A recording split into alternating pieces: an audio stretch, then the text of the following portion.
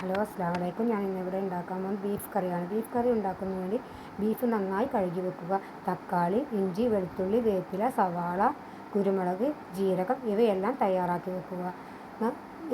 അരിഞ്ഞു വെച്ച സവാള ബീഫിലേക്ക് ഇട്ട് കൊടുക്കുക. അതിലേക്ക് മഞ്ഞൾപ്പൊടി, ഉപ്പ് ഇവ ചേർത്ത് നന്നാക്കി ഇളക്കി കൊടുക്കുക. ഒരു കുക്കറിലേക്ക് വെളിച്ചെണ്ണ ഒഴിച്ച് വെക്കുക. അതിലേക്ക് അരിഞ്ഞു വെച്ച സവാള ഇറച്ചിയും ഇട്ട് കൊടുക്കുക. നന്നാക്കി കുഴക്കുക. അതിലേക്ക് 1 കപ്പ് വെള്ളം ചേർത്ത് നന്നായി ഇളക്കിയതിന് ശേഷം കുക്കർ അടച്ചു വെക്കുക. ഗ്യാസിന്മേൽ വെച്ച് കത്തിക്കുക. അതിനുശേഷം മസാല തയ്യാറാക്കാം. മസാല തയ്യാറാക്കുന്നതിന് വേണ്ടി ഒരു ഫ്രൈ പാനിൽ 3 സ്പൂൺ മല്ലിപ്പൊടി നന്നായി വറുത്തെടുക്കുക.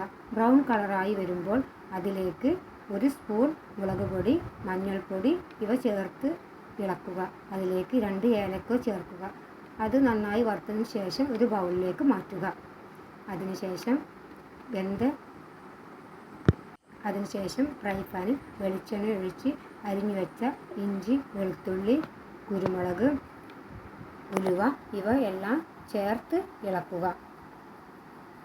ഇളക്കിയതിന് ശേഷം അതിലേക്ക് തക്കാളി, വേപ്പില, പച്ചമുളക് ഇവയെല്ലാം ഇട്ട് കൊടുക്കുക. അത് നന്നായി വഴറ്റി വരുമ്പോൾ വഴറ്റിയതിന് ശേഷം അതിലേക്ക് നമ്മൾ ഉണ്ടാക്കി വെച്ച മസാലപ്പൊടി ചേർക്കുക. നന്നായി ഇറക്കി വെക്കുക.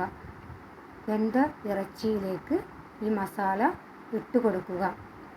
അതിനുശേഷം അത് നന്നായി വറ്റിച്ചെടുക്കുക. വറ്റിച്ചെടുത്തതിന് ശേഷം ഇറക്കി വെച്ചതിന് ശേഷം മല്ലിയില, വേപ്പില, വെളിച്ചെണ്ണ ഇവ ഒഴിക്കുക. അടിപൊളി ബീഫ് കറി റെഡിയായി.